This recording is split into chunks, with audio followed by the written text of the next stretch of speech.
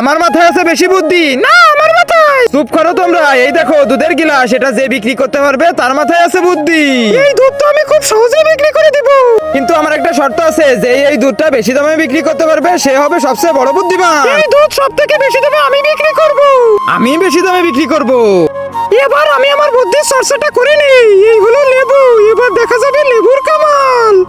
আরে রুদ্রা রুদ্রা, ওই দেখ ওটা কি। এবার জলদি জলদি লেবু রসটা দিয়ে দেই। আরে দিব্যা, ওইদিকে তো কিছুই নেই, মনে হয় তাহলে উড়ে গেছে। চলো এবার বলো তোমরা দুজন কত টাকা দুধ বিক্রি করেছো? স্যার, সবথেকে বেশি বুদ্ধি তো আমার মাথায়, কারণ আমি 10 টাকার দুধ 20 টাকায় বিক্রি করে দিয়েছি। আরে বাহ, অনেক ভালো। রুদ্রা, এবার তুমি বলো। আরে স্যার, ও আবার কি বলবে, ও দুধটা তো নষ্ট হয়ে গিয়েছিল। হ্যাঁ স্যার, ও একদমই ঠিক বলছে, আমার দুধটা নষ্ট হয়ে গিয়েছিল, কিন্তু আমি হার মানিনি। আমি ওই দুধটাকে মাখন বানিয়ে পুরো 200 টাকায় বিক্রি করে দিয়েছি। বন্ধুরা, তোমরা এই ভিডিও দেখে কি শিখেছো কমেন্ট বক্সে বলে যাও।